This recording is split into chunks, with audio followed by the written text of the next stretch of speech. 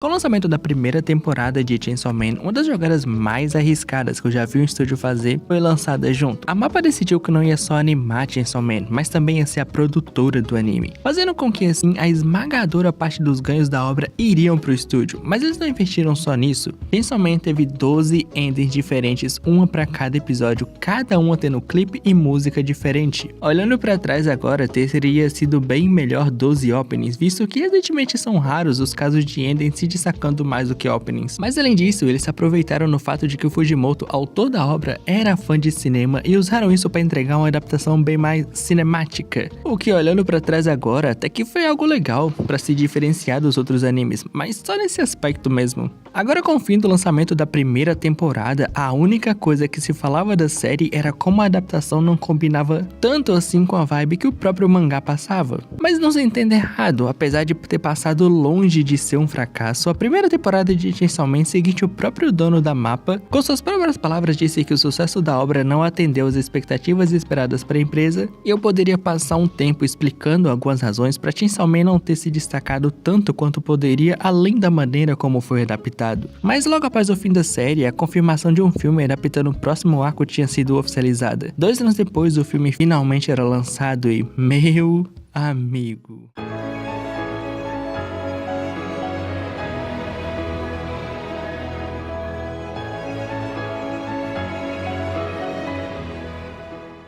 Por onde eu começo a falar desse filme? A quem que eu quero enganar? Com a mudança de diretor da primeira temporada para o diretor de Black Clover, a gente finalmente teve a adaptação que Chainsaw Man precisava em todos os aspectos possíveis. Sendo o design de personagem um dos maiores beneficiados nessa festa toda. A Makima agora realmente parece assustadora ao ponto de cada olhar dela te deixa desconfortável, mas ao mesmo tempo ela consegue ser tão linda ao ponto de você entender facilmente por que ela é o demônio do controle. Olha pra essa miserável, eu seria facilmente controlado por esta mulher. Já o Denji não só combina mais com esse visual, sem falar que, com a exceção das menções da Reze, é graças a esse novo design que eu sou sempre lembrado de que o Denji durante o filme tem 15 e 16 anos de idade, coisa que eu sempre esquecia ver na primeira temporada. Não que o design antigo fosse ruim, mas também não era tão bom assim. Já o Aki, com essa mudança, na minha opinião, ganhou levels a mais de carisma. Muitos levels, pra ser honesto. Entretanto, a Power, eu adorei como essa nova pegada deu mais vida para as expressões e reações dela. No fim, a minha humilde opinião é que, em termos de design, com a solene exceção da Makima, a personagem que mais saiu ganhando com essa mudança para algo mais próximo do mangá foi a Reze. Pelo menos 80% do carisma dela veio do design que ela ganhou pro filme, desde a cor do cabelo, roupas e, sem sombra de dúvidas, cada expressão e reação que ela faz. Mas eu achei que as vantagens nessa mudança não se limitam só a design de personagem. Uma das coisas que eu gosto nesse filme, além do fato de que ele não tem medo de usar cores extravagantes e de ter um bom uso variado delas, é como eles usam isso muito bem. Por exemplo, alguns dos meus exemplos favoritos são quando a Makima tá fazendo a review dos filmes que eles viram até aquele momento, o laranja do entardecer contrastando com o vermelho do cabelo dela e depois o amarelo das luzes. Eu sei que é um exemplo bobo pra começar, mas são essas coisas que eu acho legal na maioria das vezes, já que pra muita gente isso tudo pode acabar passando despercebido. Já uma coisa que não passa despercebido é a cena de quando o Aki e o anjo estão eliminando demônios ao entardecer, onde eles puxam a saturação do laranja ao máximo, quase virando vermelho, e usam isso para contrastar com o roxo do sangue do demônio que eles acabaram de eliminar. Não sou capaz de explicar de forma decente por que eu gosto tanto da iluminação e cores usadas nas cenas do café, mas eu simplesmente gosto, talvez porque elas passam a sensação de segurança, quase como em videogames em que você chega em uma espécie de safe room. É como se eles quisessem passar algo parecido com essa sensação aqui, só que sei lá, ali parece tudo tão tranquilo, tão equilibrado, nem é descolorido demais, nem colorido demais. Por exemplo, na cena da cabine, o roxo da Reze e o amarelo do Denji estão em um destaque gigantesco, a saturação tá bem mais alta. E depois disso tudo, você sabe que eu vou elogiar o azul da cena na piscina, representando a pureza de ambos nesse momento, mas também a pureza da situação como um todo. E eu vou guardar alguns comentários porque essa é uma das cenas que eu quero dedicar um espaço inteiro desse vídeo só pra elas. O que eu posso dizer é que o azul dominar tanto a tempo de tela deixa muito mais legal aquele vermelho que cerca completamente a Reze nessa cena. Tantas cores aqui e ali, e então vem essa cena quase cinza, até porque tá chovendo, o tempo tá fechado, mas eu acho que já deu pra notar como as cores vêm conversando com os momentos, ou com os sentimentos dos personagens. Honestamente, dá pra ficar muito tempo nisso, mas a minha intenção aqui é focar são os meus favoritos, então pra fechar, toda a primeira cena do festival é mostrado quase como se tudo aquilo fosse uma lembrança, dominado quase completamente pelo amarelo. Vamos deixar uma coisa clara aqui, a Makima com certeza teria um Letterboxd, deixando de lado o que ela faz no final pra manter os planos dela conforme ela planejou. Os poucos minutos que o filme gasta com a Makima falam muito sobre a personagem. Ouso dizer que falam até mais do que a primeira temporada. A Makima é fascinada por cinema, tipo assim, ninguém que não goste de filmes iria pegar uma sessão de 10 filmes direto, mas esse fascínio dela se faz interessante porque, spoilers é claro, eles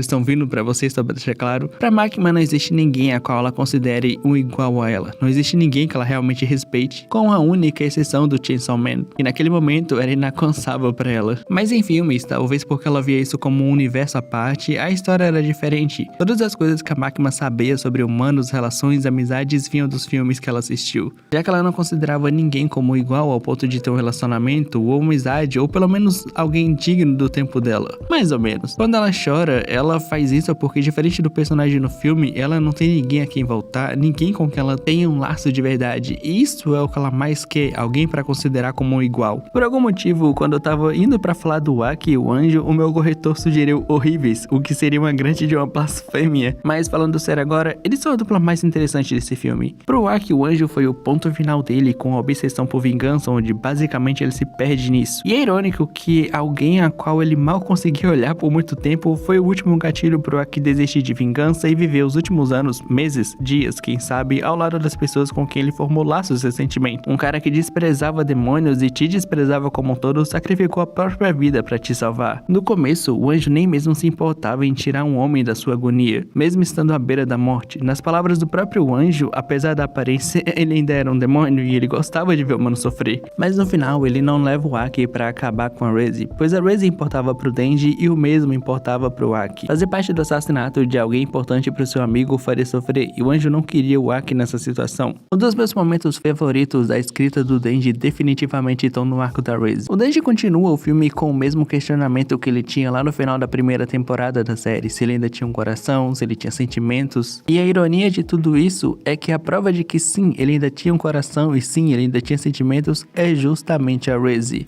A existência da Reze é a prova perfeita e inegável de que o Denji precisava, mesmo que isso tenha demorado muito para o próprio Denji perceber. Afinal de contas, o Denji amava a Reze. A Reze foi talvez, ou com toda certeza, o primeiro amor do Denji. Durante todo o início do encontro dos dois, o Denji fica sempre se questionando por que ele tá sentindo aquela coisa pela Reze, o que é aquilo que ele sente, porque apesar dele tentar tanto rejeitar a Reze, ele sempre volta para ela, ele sempre tá perto dela, independente de todas as situações que ele deveria fugir dela, ele sempre tá indo pra ela. E a razão pra isso é que, como eu disse, a Reze foi o primeiro amor do Denji. E se você olhar, o Denji basicamente dá todas as pistas de que isso é basicamente um fato.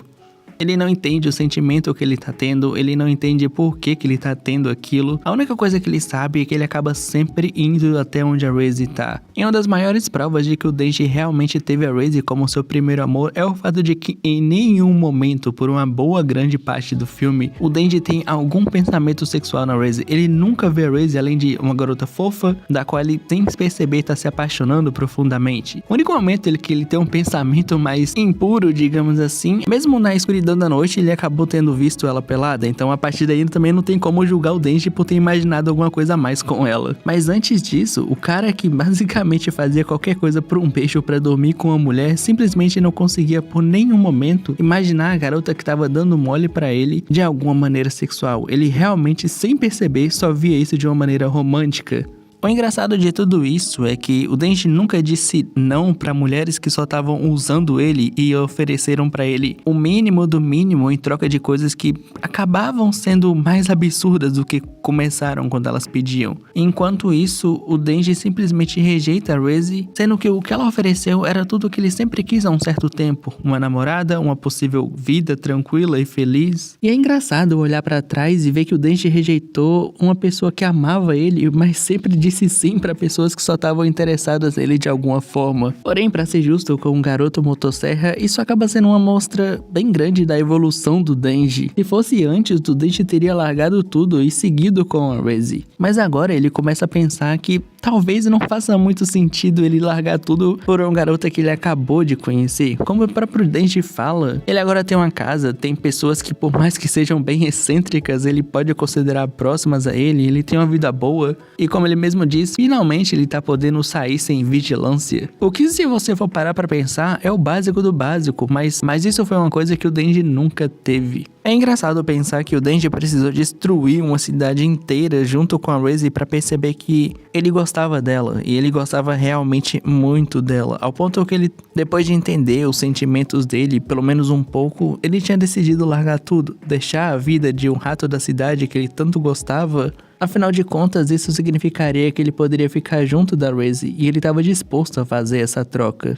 Já faz um certo tempo que o filme foi lançado, saiu para a versão digital, e uma pergunta ainda continua no fandom de Chainsaw Man: a Reze amava ou não amava o Denji? E eu acho essa pergunta muito engraçada, porque a pergunta certa deveria ser: quando que a Reze percebeu que ela amava o Denji? Porque honestamente, a Reze amou o Denji desde a primeira vez que ela viu ele. Uma das últimas coisas que passa pela cabeça da Reze antes de morrer é porque ela não matou o Denji no primeiro encontro deles. E a resposta é justamente isso. Foi porque ela se apaixonou por ele desde aquele momento. A Reze viu no Denji exatamente ela, uma pessoa que não tinha escolha, que era simplesmente usada como uma arma do governo para o que eles bem entendessem, e que se saísse da linha ou fizesse algo contra a vontade deles, seria descartado como qualquer outra coisa. Alguém que não pôde viver uma vida normal, que não podia ir pra escola, ter amigos e coisas do tipo. E por causa disso, a Reze acaba falhando em matar o Denji pela primeira vez, o que faz ela meio que se adaptar igual a qualquer coisa e criar um segundo plano. Ou pelo menos era isso que ela acreditava na cabeça dela.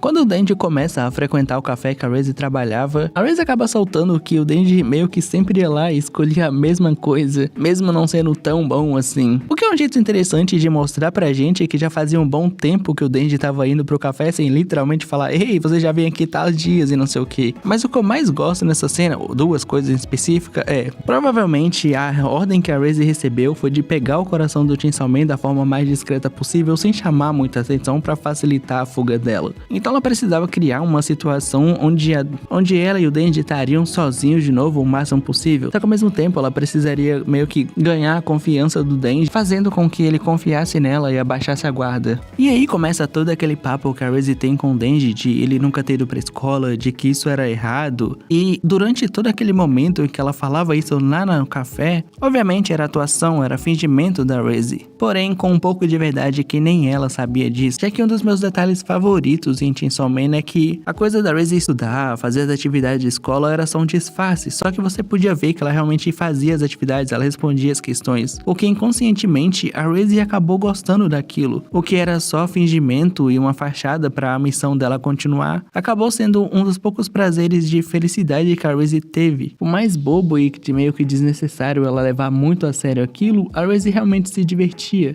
já que aquilo era o mais próximo que ela teria de uma vida normal. Mas a missão acaba dando certo até em ponto, ela consegue levar o Denji pra escola, onde ela volta a questionar o Denji sobre a questão dela ser basicamente um pirralho que não vai pra escola, que não sabe estudar, que não sabe praticamente nada, é só uma arma do governo. Só que o que eu gosto nessa cena é que você consegue ver no rosto da Reze que não é mais atuação, que ela realmente começa a se importar com aquilo, ela realmente fica mal por ver o Denji naquela situação. Mas a missão tem que continuar, então a gente vai pra cena da piscina, em que eu vou deixar pra falar separadamente. Depois da cena da piscina, a Reze basicamente percebe que desperdiçou uma outra chance de matar o Denji. E ao invés de tentar um plano C, D, ou seja lá qual letra ela tivesse de plano, o que ela faz é perguntar pro Denji o que ele acha do rato do campo e o rato da cidade. Quando você olha de primeira, parece só um questionamento pra ser algo que as pessoas vão ficar falando depois e tudo mais. Só que, na verdade, talvez sem que nem mesmo a Reze percebesse, lá no fundo a Reze tava tentando descobrir se ela conseguiria fugir com o Denji ou não. Se junto dele ela conseguiria ter uma vida de um rato do campo. E eu gosto que a cena no banheiro representa exatamente o que tá passando na cabeça da Reze naquele momento. Ela tá tipo, o que eu tô fazendo? Eu deveria estar tirando o coração dele e não jogando uma pergunta que seria basicamente uma resposta se valeria a pena ou não fugir com ele e deixar tudo pra trás. Mas então a gente tem a cena do festival que é simplesmente linda. Porém, lembra que eu falei lá no começo sobre a Reze sempre ter amado o Denji desde a primeira vez que eles se viram, mas a questão era quando ela percebeu isso? Então, na minha opinião, isso foi no festival. Talvez quando eles estavam na escola, ou foi quando a Reze percebeu que toda aquela falatório sobre o Denji não era só algo pra enganar ele, ela realmente levava aquilo a sério, ela realmente se importava com o Denji. E o fato de que ele não conseguia ter uma vida normal assim como ela. Então, no festival foi quando a Reze finalmente entendeu e aceitou que ela gostava do Denji e que ela queria passar a vida com ele. E é quando ela faz a proposta pro Denji de fugir. Proposta essa que o Denji acaba rejeitando, como todo mundo sabe. E assim, tem uma expressão em inglês que é basicamente something goodbye, que normalmente você vai ver traduzido ou interpretado como pode dar adeus, o que é basicamente uma explicação quase direta dessa expressão que eles usam no inglês, que é quando você pode dar adeus pra alguma coisa. Eu acho meio simbólico que a Reze basicamente beija o Denji, afinal de contas, naquele momento ela podia dar adeus a uma vida tranquila com o Denji, já que ele não parecia estar interessado nisso, pelo menos não naquele momento.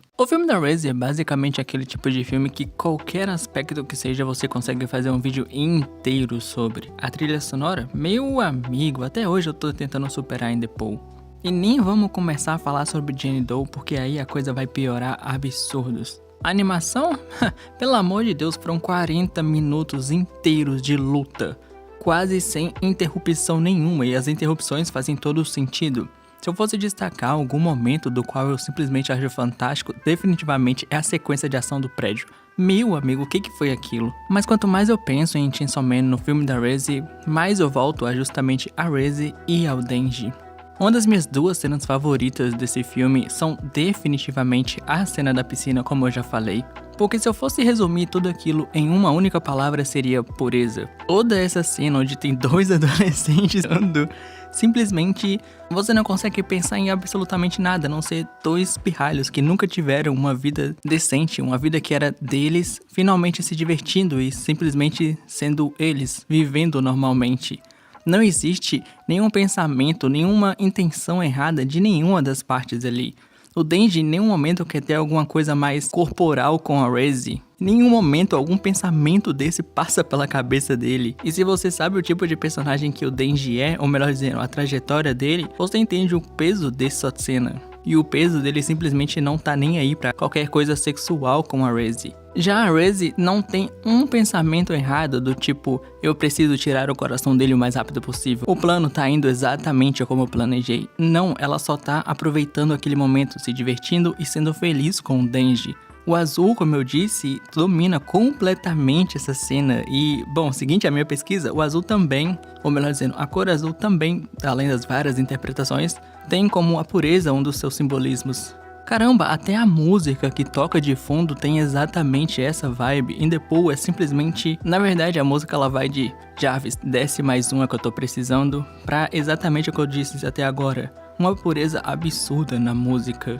Mas uma cena que se tornou uma das minhas favoritas desde a última vez que eu assisti é definitivamente a cena da praia. Porque tem tanto naquela cena, mas tanto, que eu de verdade não sei nem por onde eu começo. Considerando que a luta dos dois aconteceu à noite e quando a gente vê os dois novamente já tá bem de dia, papo de pelo menos 8, 9 da manhã, alguma coisa assim, o Denji teve muito tempo pra pensar no que ele iria fazer da vida dele daqui pra frente. E ele finalmente percebeu que ele gosta da Reze e que ele tá disposto a fugir com ela e que vale a pena apesar de tudo o que acabou de acontecer. Ele tava disposto a deixar de ser um rato da cidade que ele gostava tanto, que tinha tanto a oferecer na visão dele, pra se tornar um rato do campo com a Reze. Já do lado da Reze, essa é a primeira vez durante todo o filme em que a Reze é completamente ela mesma. Sem atuação, sem forçar sentimentos, nada. Só que o que me pega nessa parte em específico é a fala que a Reze tem.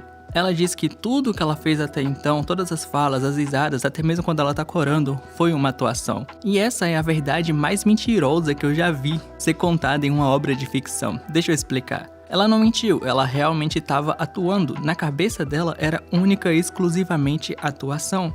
Tudo porque ela não percebeu até então, ou talvez só não queria aceitar nos finalmente, os dois, convenhamos, os dois, que na verdade nada daquilo era atuação. Todas as vezes que ela ria, todas as vezes que ela corava pro Denji, todas as coisas que ela disse pra ele, ela realmente acreditava, eram realmente verdadeiras. Ao ponto de que quando o Denji fala que apesar de tudo, ele ainda gosta dela e que mesmo depois de tudo que ela fez e de que o fato de que os crimes dela acabariam respingando nele se eles fugissem juntos, ele ainda estava disposto a fugir, ela não debocha, ela não acha engraçado. O que ela faz é meio que irônico porque ela vai pra beijar o Denji, mas não beija. E eu lembro que quando eu tava revendo esse filme pra fazer um vídeo, eu mandei uma mensagem pro meu amigo com um print dessa cena falando: mano, mas a filha da puta também podia pelo menos ter dado um beijo de despedida. Mas foi aí que eu entendi. Se a Reze realmente tivesse beijado o Denji nesse momento, assim como ela mudou de ideia na cena do festival, onde ela desistiu da vida dela com o Denji pra simplesmente continuar com a missão,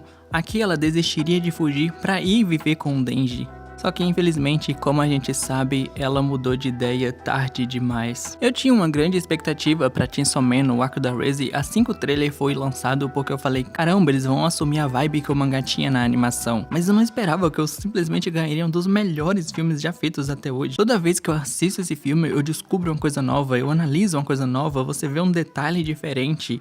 E acredite, apesar de terem muitos filmes que eu considero bons por aí, são poucos os filmes que realmente conseguem fazer isso. Normalmente eu termino os meus vídeos dizendo assista Frieren, mas dessa vez eu quero fazer algo diferente. Dessa vez eu quero terminar dizendo assista Chainsaw Man no arco da Reze.